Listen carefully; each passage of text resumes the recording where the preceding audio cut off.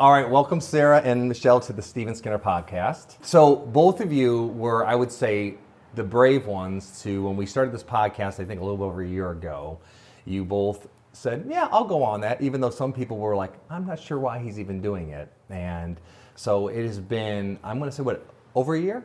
Yeah. About a year? Yeah. Close to a year, because I think we were even maybe talking a little bit holidays last year, and now we are in the holiday season again for 2023, and nothing like being in Syracuse on a gray, wet, cold day. It's my favorite time of year. Yeah, yes.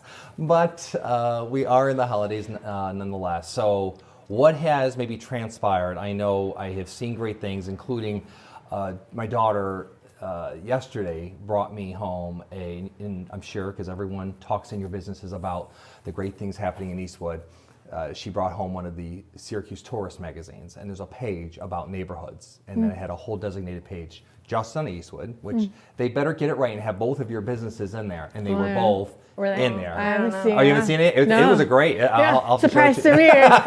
So there's people noticing about the great things happening in Eastwood. So we want to just talk today for our listeners, just again, about business, holidays, and again, the things that we're looking forward to in Eastwood. So, but let's talk a little bit about this year. What was sort of the exciting things at the Curd Nerd that happened, Sarah, for this year? Oh, a whole year just for the holidays. Well, it's been a pretty exciting year for us, I'd say. Well, I will share a little bit because again, since the last podcast, if someone has not stopped in, I've seen your name in good ways in the paper a few times.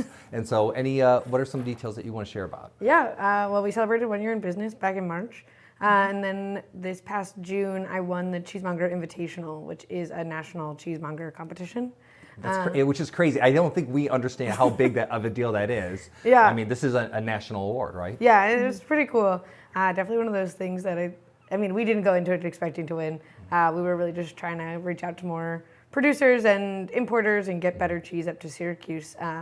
So, I mean, that was a huge thing for the shop. This year I also became a certified cheese professional. That's awesome. That's awesome. So now my name is officially... Just winging it before. Yeah, it was kind of... No. Exactly. Yeah. Now I've got a title after my name, Wow. like I'm a doctor or something, but for cheese. I was stopped 2 weeks ago walking to the Palace Theater from my home, and I was stopped by this lovely old couple, and they looked like they were lost, and they rolled down their window, and you just never know, and I'm always going to just offer advice, and they're like, we're looking for the Curd Nerd, and so it was so cute. I'm like, you're not far, keep on going, a few more blocks. Keep going. So it is exciting on that. Okay, let's shift over here to Michelle here. So again, Crack Bean, you've been open longer. Yeah. You've been open. So have you... 3 years this coming March. I would say time flies when you're having fun or when you're... Grinding it out. Grinding and swamped. Perky. Yeah. Yeah, all the puns. All the puns, yeah. All the puns. So yeah, so what are 3 some years of the in things? March. COVID, you came in during... We came in during the Yes. brick of COVID, and the first year was what we call like our soft open was an entire year, and which is fine. We did great, and we're continuing to just kind of course correct. I don't want to say course correct, but really it's course correct, navigate the water, Adjust. This year, one of the exciting things that really kind of happened was when we first opened 3 years ago, 100% of our pastries and edibles, snacky Yes. eats, Yes. nibbles, Your nibbles, were yes. all out of the house.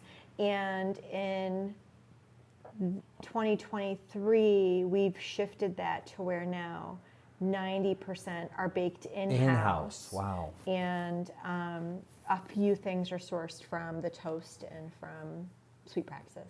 And from the Curd Nerd. Well, absolutely. Again, I love collaboration. Helps with probably margins and also helps with maybe your own Quality control. Yeah, quality control. So for us, we just wanted something different and something Yes, more. yes. And to own your own product. yeah, and to own the the whole cycle. Yeah. And so, That's awesome. yeah, we've shifted to where 90% of that is now in-house. Yeah, that's great. Yeah. I mean, again, speaking obviously of what we like to not talk about now, which is COVID, is just a nonstop series of adjustments, because everyone I think in small business is still learning especially anyone who opened up around during COVID. What does business look like now between all this, the remote jobs, people not at offices? I mean, hasn't that been a change for everything? Yeah, I think that if you talk to entrepreneurs and to restaurateurs and to market owners 5 years ago and asked what worked and what didn't work and what margins are like, you'd get a series of conversations. That dynamically was changed during COVID, and the customer interaction is different. Yep. The interactions that you have with wholesale clients and vendors, supply chain issues are very different. Margins are Yeah, minimal. Yeah. very different. Yes. And labor costs continue to go up. And ultimately, what that looks like is the consumer Yeah. sometimes has a little bit of a Yeah. sticker shock. Yeah, and a pushback, yeah. Yeah. No, I don't know about pushback, Okay. but I think it's definitely consumers are changing, and I'll use myself personally as an example. Pre-COVID, we probably went out to dinner 4 to 5 nights a week. Uh-huh. And in Syracuse, in the central New York area, without drinks, Yep. you could have a nice dinner between, I'll say, $40 and $48, and yeah. $80. Yeah. Yep. Depending on where you went. Post-COVID and today, we go out Yeah. maybe once a week, Yeah. and your price without drinks is somewhere between $60 and $120 Yeah. for the same places, Yeah. and it's almost doubled. yeah, it's almost doubled, Almost. and that trickles down. So people aren't going out as much as often, Yes. and they're very conscious about where they choose to go. And I think the fast casual market is growing versus the sit-down market. You're seeing lots of restaurants that have been in Absolutely. existence for decades close, either because they don't have a retirement plan, or they don't have a Yeah. buyout purchase plan, Yeah. or they don't have a sustainable future, because the margins and costs labor is so high, and people are choosing fast casual instead because the costs are different. Sarah, how has that been in your business? Again, different than a cafe, but it's still some of the Yeah. things where you have the trickle-down effect of what people have to spend on food, and it's, I would call both of your places, again, they're great experiences, which we want to talk about that, but how has that been the same as Michelle or different? We talk a lot about it actually just in the cheese industry in general. Because people stopped going out to eat as much, and that's where people were getting access to a lot more artisan products. And now that people have to sort of decide how they want to spend their money, it has become increasingly more cost effective to buy yourself the artisan products and eat them at home, because you're not paying the markup for plating and service and all of that stuff. And so we've seen a good number of people who've really expanded like what they now choose to have on their home tables. Michelle and I actually talk about it together, because it's like I sell her duck eggs, which are more of a luxury item. They're slightly more expensive than chicken eggs, and people come to our shop and they're like, well, I love to bake and I can't afford to go to a bakery anymore, so I buy duck eggs for me so that they could bake with them at home. People are looking to do that, like the nice things that they were getting from other businesses now for themselves, and thankfully we're kind of in that niche of like, we can bring in those items for you. And I mean, we work impossibly hard and have very tight margins at the shop so that we can like offer those things to home consumers. Well, and I think I'm gonna kind of bounce on that, as I think is that COVID changed the home experience. Before, when we cooked at home, it was utilitarian, and we had so much leisure time at Yeah. home, Yes. that everybody became a 5-star chef and gourmet pastry, and Everyone became a gourmand. yeah, everybody's trying new things. Like, I can do that. I saw it on TikTok, or I saw it on Yes, Instagram, yeah, or whatever. exactly. I can do Yeah. that. And so people are really, really, really, really excited and interested about experimenting with their food at home. Yes. And whether it turns out great or not, they still have to get those niche items that you can't get at a Yes. standard Box grocery store. Yeah, big box. I didn't want to say like Yeah. that. I don't The yeah. actual name. I try wanna not say to, that. I try not to name names. Yes, but the big box stores. But your big box stores, you can't get those things. Now, one thing I think that, and tell me if I'm wrong on this when it comes to post-COVID, is young people or even people in general that are consumers, they're still looking for an experience, maybe more so than ever before because time is limited outside of the home now. So when you go out, you don't just want, and maybe that's the one little benefit. So talk to me about that. Does that resonate at all about the experience you offer? 100%. I think it like vastly changed how small businesses function because COVID made people think about who they're buying from and what that means and where that money is going. I think watching so many small businesses close really disheartened a lot of people, and then they became almost more invigorated in this idea like, I need to support my neighbor. Like, when you come into the Curtner, almost all of my staff lives in Eastwood. Yeah. Like, you are supporting Eastwood. One of my employees just bought a home in Eastwood to move closer to the business. Like, that is what we're talking about, and I think people became really, like, reinvested in their neighborhood. And I think the experience of it is you're talking to someone who knows the area. Yes. You know, you walk into the shop and you say, like, oh, where can I get a good cup of coffee? And I'm like, okay, if you go 4 blocks this way, right next to the Palace Theater, the Cracked Bean, tell them the Curd Nerd sent you, this is what we drink. Or they're like, you know, I'm looking for lunch. I'm like, oh, here are these 5 places right in the neighborhood. The chef there's this, the guy behind the counter is this. People really want that. That's what makes an experience. I think that not only like guests who've been there for the first time, but the visitors, like having a presence in the community is important. We see it really on like Parents Weekend and family visit weekends and the holidays.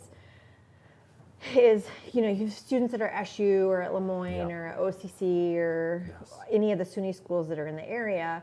Their family and extended families are coming in. They stop into our places and they're asking what experiences are local that they can only get in Syracuse. And so having staff members that are super local within walking distance. Like, oh, I knew you from somewhere. You saw me walk my dog and it might have done something. Yeah. Me walking my dog at 10 o'clock at night, so nobody's like, that's please the Curd don't Nerd. see me. Yeah. No, I'm like, it's not me, it's not me.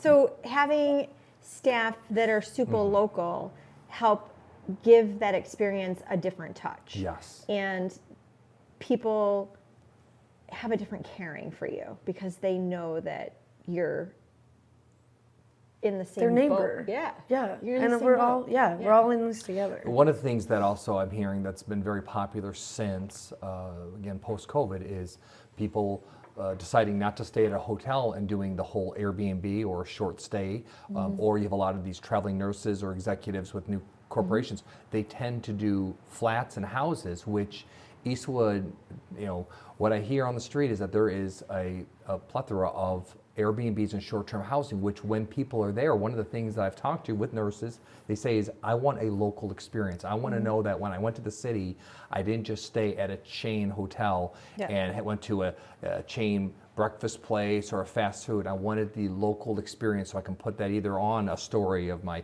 Instagram or just my travels throughout. And so I think on top of the colleges that we are so fortunate to have so close by, I think one of the things you have is people that are staying here maybe for a few months and they want the local experience, they want the walkable experience, in which both of you are on the main street. Yeah, your short-term, long-term visitors, right? So they're not here for the weekend. They're here for a month. They're here for 4 months. Or whatever. So they're long-term, short-terms. They really do want to meld into the community and be seen and known and heard and cared about. And I think that's the part that You can really only get at places like ours. Yeah. You're not going to have that experience. I mean, even if your barista at a box or chain coffee shop knows you, the company doesn't Know you. care about you or know you as anything more than the $4 latte every day. But at the Cracked Bean, the company knows you. Yeah. Yes. The people behind the scenes know you. Yeah. I mean, even down to, I'm sure if we asked some of the baristas at the Cracked Bean or at the Curd Nerd, you would ask them, do you know even the people's their pets' names? Probably. absolutely. The answer is yes. We probably know their pets' names before we know their names. I might know their pets' names more than I know their names. You may even know them by their pet. Yeah. Yes. There are a couple people. So I mean, but They that's walk out and you're like, Oh, I know. Everyone's like, do you know? I'll use my dog's name as an example. I'm like, anyone know what Walter's parents' names are? I just know them as Walter's parents. But that's the difference. And you know what? It will be an honor to that person. I mean, it's an honor for you to know their pet's name even before you know their name because they take such pride and joy. So that's all about that buy local experience, the village experience that you don't have. Talk about just keeping it fun and exciting. I know what is this? The little hiding of the elf Sarah. The cheesemonger over yonder. Yes, yeah. So I saw my daughter was she's like, how is thinking creative? Does So it start this week? Yeah. so you hide it. You hide it in somewhere, the brick cheese or anywhere. This started last year. It's we call it the flat Stanley version of Sarah. Because it's like a little paper cutout. I did it to like mimic the Elf on the Shelf kind of concept. Great. We hide her around the shop. She's a little red elf hat, which is usually pretty identifiable because there's not a lot of red products in the shop. We hide her in product throughout the shop.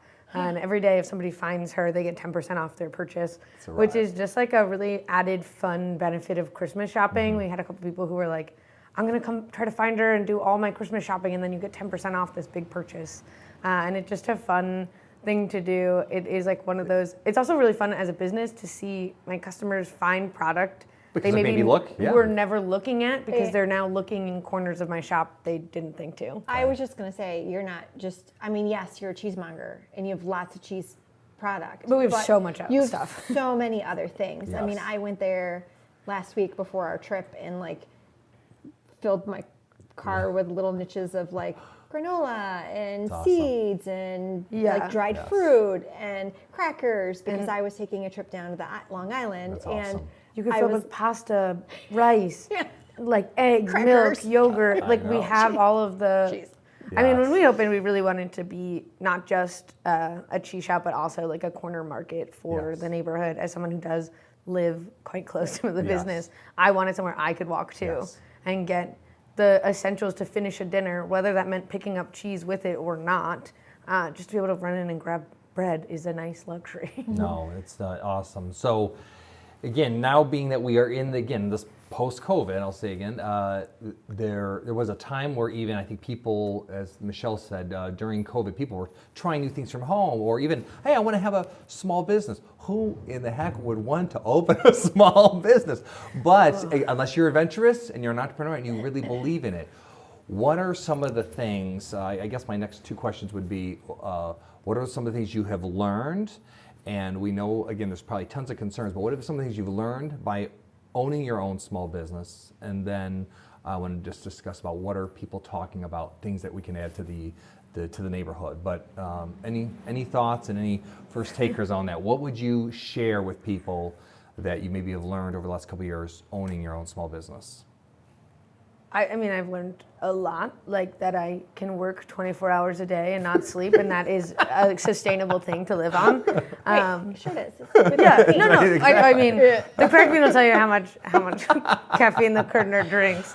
I mean, besides that, I've just learned like how much a community matters. I think is running a small business is something I've really learned that I've taken to mean something. I've learned how much like neighborhood is important and how important it is to have that like community around you, and that's not something you necessarily find when you work in bigger box stores, especially for what I do professionally. I could work in a box store and I could do just fine at that. But it's lacking that community feel that you get as a small business, and especially as a small business owner. You don't get to connect to people the same way you do if you're not You're not the one behind the counter and the Yes. one in charge of it.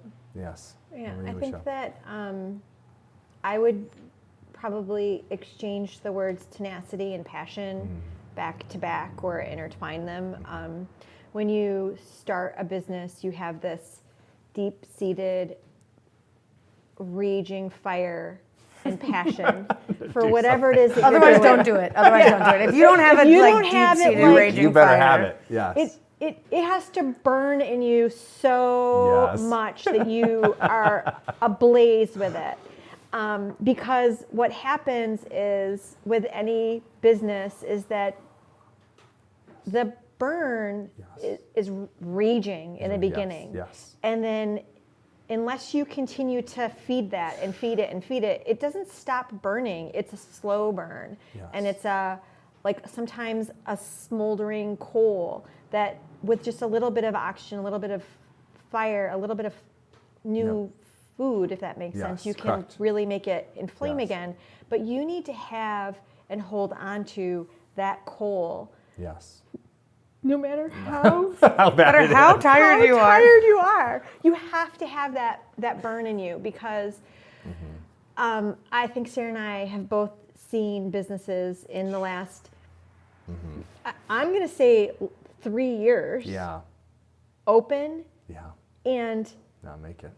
not make it Not make it because short. because you have to be able to work 7 days a week, Yep. 24 hours a Think day. about it. You think about it all the time. You don't. And with a smile on your face. Yeah. I think that's like an additional And it's thing. not just a smile on your face. It's that like It's like an puppy intentional. puppy love glimmer in your Yeah. eye all of the time. Yeah. Like people talk about cheese and Sarah lights up, or they talk Yes. about things that complements cheese and Sarah lights up. And the same thing with me. It's not just about coffee and pastries. It's about what that brings to a person's life and how it really. I don't know what the right word is, but What it means to someone, I think, Yeah. is really like it's not about someone buying a piece of cheese. Like it's No. nice that you went home with a piece of cheddar. I love that for you. Yes. It's about the like experience we had together where you are Yes. excited to eat something that I can educate you on, or that you're excited to go home with a coffee drink that they came up with, or right. a You pastry meant it. that or maybe it's neither of the two, but you just know that you're going to walk into a shop that somebody's going to genuinely love you Absolutely. and have for that 3-second interaction.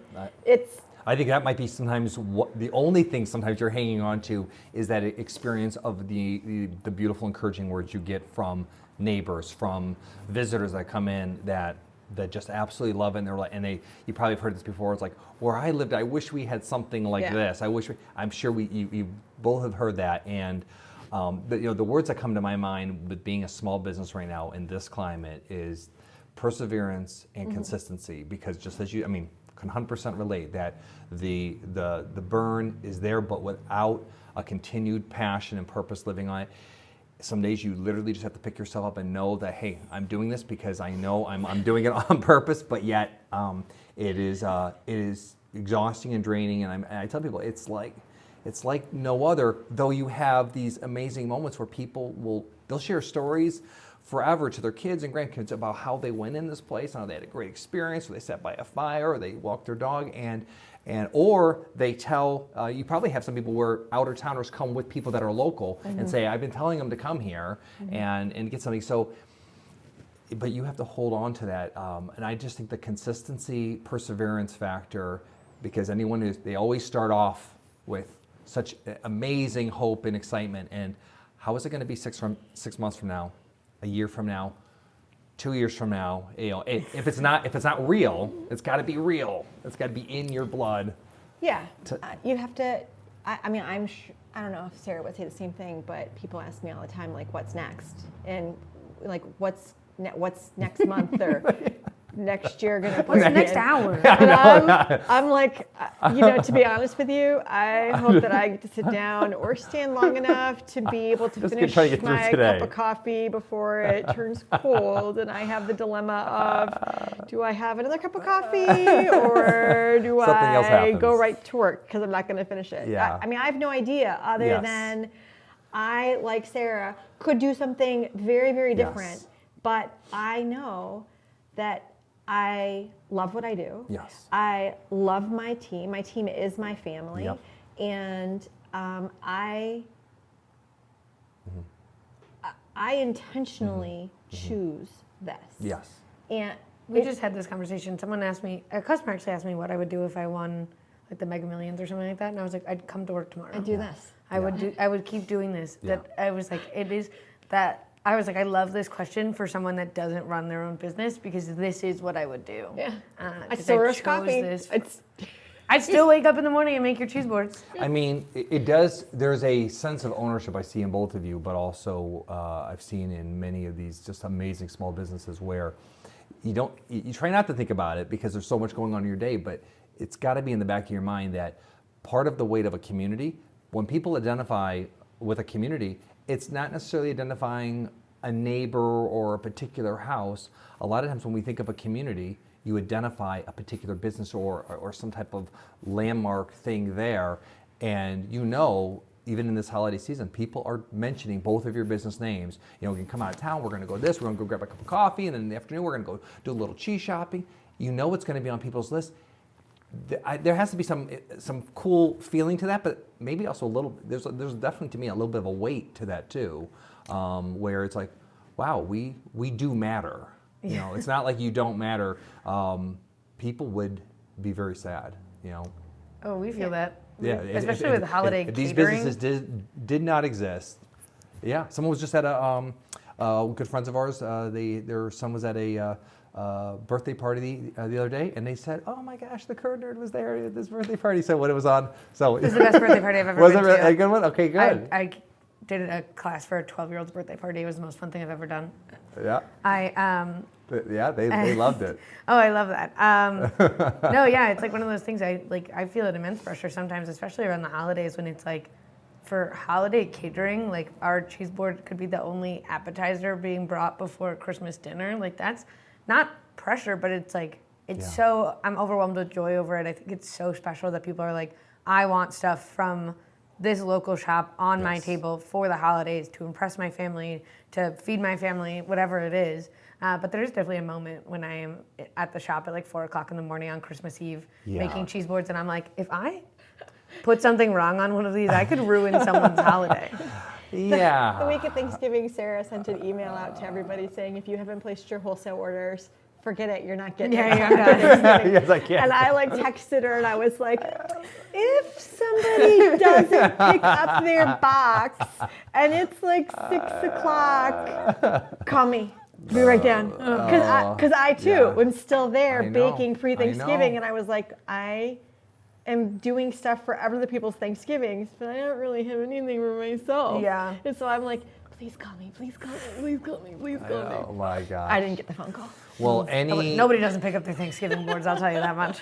Well, things again, I mean, we not only appreciate what you both bring to the table for the small businesses, and again, many other people work so hard, which just makes it an amazing fabric to the Eastwood business corridor. And I know the city, obviously, I'm sure you've heard it before too, but again, from the mayor's office to a lot of the city staff, they said James Street, Eastwood is like no other in the city, and they also said it's people, again, stop in or they'll call me, like, I haven't been here in 30 years. I just happened to stroll through. I went to an SU game and then I said, what happened? They said, it looks so inviting. And from what it was 20 plus years ago to now, I mean, do you guys hear any of that when people talk about just I'm from Eastwood practically originally. Yeah. And so I remember Eastwood in the late 70s and the 80s and the very dark 90s. 90s. And 90s when we got it really bad. Yeah. I mean, it was bad. People didn't walk their dogs. Yeah. And the city of Syracuse and every other metropolitan city has a crime problem. Yes. But the crime problems that we have today in Eastwood are nothing. Nothing, yep. Like they were back then. And so there definitely is a renaissance, is what I would call it in Eastwood. And I think it's people like ourselves who are invested in the community, not just with our businesses, but with our lives, really. Yes. Our entire lives are in the Eastwood area. Correct. And we intentionally make, I don't want to say make staffing choices, but like all of my staff also, as well as Sarah's for the most part, all live within the surrounding area. That's the beauty of it. And you don't just see my team in the cafe. Yep. You see them at NABS, and you see Yes. them grabbing candles, and you Yes. see them getting plants from the plant Yes. store, Yep. or rehabbing, or grabbing Yes. a relaxing drink down at Yes. Eastwood Brewery, Yes. or That's the beauty of it. Kofta burgers on a Saturday afternoon when they're all Yes. famished from working shifts. Yeah. They're not just coming to Eastwood to work. That's awesome. They're in Eastwood to live Yes. Yeah. and to Enjoy. And yeah, I really mean, enjoy it. it's their lives. It's, No. Yeah. It's and that's what towns used to be. You know, Yeah. you didn't used to drive. Well, I mean, I think the beauty of Eastwood too is the fact that there is some villages that have either had a renaissance, but it's either because of usually it's because of water, water or some type of tourist. Eastwood is one of just those unique villages within the city that is, again, I would call it blue collar, but yet It's always people, been a blue-collar community. but Yeah. people, there's people that come in as tourists, but there's people that come there because this is our life, and we love hanging out here and doing it, and it's I think what makes Eastwood attractive as a place to live is that you have parcels that Yes. are small and easily to maintain. Yeah.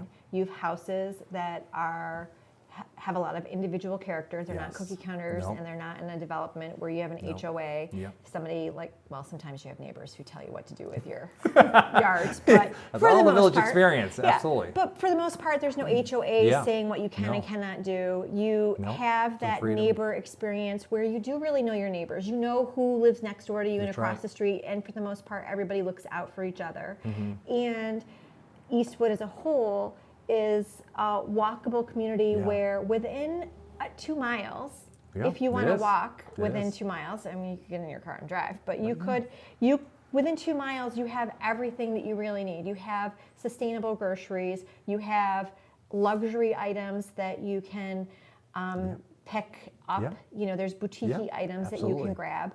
There's places that you can, if your house is too small to entertain, you can take your visitors to right. places to entertain with, and it's an entire experience. Is there things that are still lacking in Eastwood? Yes. Maybe. But there's an opportunity Yes. for growth still. There Yes. are spaces in Eastwood for Yes. those things that we are Still. lacking to still come in. Correct. And there are people who are looking for an opportunity to find make that things community. make happen. Yeah. There's still space. There's housing. I would say affordable housing Yeah. is in Eastwood. People talk about there's an affordable housing crisis, and I'm not disagreeing. there is, but Eastwood is still relatively- very affordable when you look at the surrounding You look communities. at it, When we moved to, I am not from up here originally. We moved to Eastwood almost 4 years ago now, which is kind of crazy to think. And we moved to Eastwood because we were talking about moving to Syracuse, and we were looking at rent, like to rent somewhere in Syracuse, and rent was more than a mortgage Yeah. in Eastwood. And that's And when we still were is. like, no, And still is. That's actually why my employees talk about buying homes in Homes. Eastwood. That's awesome. Yeah. Because they're like, we could actually afford You can property actually afford here it. because it's less than what I'm paying in rent. Yeah. Correct. For Taxes are reasonable. Triple the perks. Yeah. You live in a village without a village tax. I mean, it's a really great experience. I know one of the big things everyone talks about, on the docket, is trying to create James Street into a lighting district corridor, so it would have village street lights. Again, you want to create an atmosphere where people want to walk, and also it beautifies things, and also will help with any type of crime situations as well. Any Yeah. kind of better lighting Yeah. and a more of an ambiance. I think the more that you get the public out, right? Yeah. I think that's the hardest thing. Is Yep. and especially right now, like this is. I don't want to Yep. specifically date the No, talk, but this is December. Yep. We get to our shops, it's dark. It's dark. We leave our shops, It's dark. regardless dark. of what time. I know. It's dark. And so lighting really helps that. People don't want to come out after 3 o'clock in the afternoon because it's dark. And so, but they have to, because They live in Eastwood, and their dogs, which are probably more loved than their children, have to go get walks. And so if it's dark up and down the roads, or if people are speeding in cars, that all the things that the local infrastructure is changing, whether it's lights or street bumps or schools being more proactive on traffic caution areas. Those things help bring people out, and the more people are out, the more the aware they are of, hey, is that person really supposed to be hanging out in front of the bookend, or is that person really supposed to be like in the shadows? Sure. Over and sometimes it's just the... even medical emergencies too. I mean, it's just it's good when people are out and about. But again, Eastwood has again, I know just from hearing from so many people, they're so grateful for both of your businesses. You guys, again, you may be grateful for the Eastwood residents, but I know they would say even more so they are happy that people took a chance, because again, and nowadays it's hard to, as we discussed, even having the thought of opening a business and then sustaining a business. I mean, you just have to be a little crazy. You do have to. No, you have to be a lot crazy. Yeah. All right, I was trying to be polite. A lot crazy. Yes. I mean, I don't know about And then to really enjoy it too. I've had people come to me and they're like, if you had one piece of advice to give to somebody who's going to open a business, what would you give them? And my answer was, don't. Mine too. Or you have to be really, you do have to be you have to have a lot of the time I feel like when people come to me like that, they're like, I don't even know what I would want to do, but I want a business. And I'm like, yeah, I'm going to be honest. My answer is going to be don't do it. Because if you don't know what you want to do, it's not. Yeah, you have to be so invigorated by your life's passion. And it's got to be something. So in love with you it. do it because, I mean, I don't care what career you have. Yes. There are days that you wake up and you're like, oh my God, I can't. I have to keep doing this. I know. Have to go to work and listen to the woman in the next cubicle talk about her whatever. Yes. Corn in her whatever, right? We don't get that. No. We don't get that. We eat, sleep, drink, breathe our businesses. Yes. And we eat, sleep, drink, breathe our guests that come into the cafe and our staff. And they're not staff, they're teams. They're they're my family. Yeah. They are. I go home at night and we have dinner and I'm talking about, not in a gossipy way, but talking about how Ray got a new, French drain in his backyard and how his dog, who we love, like literally rolled in the mud and tore it all up, and how his wife's going to kill him because, Because you have you have all those stories that we know, and they're not for Amanda. They're our family. Yes. So our guests, they're guests, and yes, they help keep our businesses going every single day, but they're really extension of our family. And I'd rather be, I hope my family doesn't watch your podcast. Don't hate me for saying this, but they're my family. Yeah. I choose to be 7 days a week. Yeah. You're with them. You're with them more. You're with them more than family. Yep. And if my family doesn't see me, they know where to find me. Yes. And so I mean, the cafe in Eastwood is my home, and it is my family, and I get all that. I just It's my entire goosebumps life thinking about and where we are and what we're doing and how we can make it better if possible, or do something different. Well, and you're also raising up, a generation, because a lot of these team members, this family of staff, a lot of them are very young too, and they're either right out of school, they're learning, it may be their first job or maybe in a passion. So obviously you're much more than just employers. You're educators, and in some ways you're like parents. I'm seriously, you're like parents, because you are giving probably life advice, because you probably are a few steps of just growth ahead of them. So they're learning, which again, the cool thing is that there's always going to be, this reunion down the road with people who are former staff that will share and talk. And so I just think there's a lot of amazing things, but again, if anyone listens to the podcast today, I just hope they understand not only your passion, but also the challenge to have a business. I hope they would get out this holiday season and they would support both places. It's the most easiest thing to go grab a cup of coffee and then go shop and buy some amazing cheese or some other amazing things and try to find a little mini Sarah, a little mini Sarah throughout the store. And Have you got all your Christmas decorating up? Yeah, we do it the day after Thanksgiving. Come on. I know. I think that customers, like, if you really want the full Christmas experience, should go to Sarah's place, because I am on the other far side of the spectrum where we don't. Well, they can talk about it. Just tell them they it's Grinch themed in the. They can talk about it over a latte, then sitting down I afterwards. literally think I need to put like a scraggly Charlie Brown like Christmas lights up somewhere in the cafe, and then if people Absolutely. come and ask, be like, There it is. Oh, the Grinch There's always hit the the wreath cafe. thing. I have a trade deal with my family. I feed them Thanksgiving, and in exchange, they decorate They both my decorate. home and my business. Oh, So the shop is full of cheese ornaments for purchase and Christmas Wow. trees and menorahs and It's- you name it, we've got it in there. yeah. it's great. Well, again, fun time of the year and nonetheless challenging. But I thank you both for sharing. I hope people get out and shop this holiday season. Continue Yeah. to support two amazing businesses. Not just Again, us. I mean, and So there's- many others. There's Look, Started the Cracked Bean, spend the entire a day day walking down, down. end your And day back. at Eastwood Brewing. There's- you could this- park at the Palace behind us. I tell Yep. people all the time, Yep. there's free parking. And They this- took the meters away. Don't pay to park. Don't pay to park. And they go right on down. Don't you could- listen you to City could- of Syracuse. you could- Don't pay to park. You just go. Yeah, Park. right on recording. Walk down. Just walk on down. You Get can a coffee, get some yogurt, jump across the street, read a Yeah. great book, get some popcorn. Buy some records. Yep, It's, records. no, it's It's an amazing candles. experience. It's an amazing experience all the way. There's beauty Yep. parlors, so Yep. if you want to drop your Yep. husband off to get a pedicure, he can. There's- Or a barbershop Yep. haircut, Yep. right? And you can continue shopping. End the day with maybe a cocktail, Yep. and then come back up. Yep, it's- drive home. It's a full experience. It's very Yeah. cool. So again, Good eats. thank you so much. Again, Sarah from the Curd Nerd, Michelle with the Cracked Bean. You guys are absolutely awesome. I wish you guys the best of success. Thanks. Thank Ethan. you. Awesome.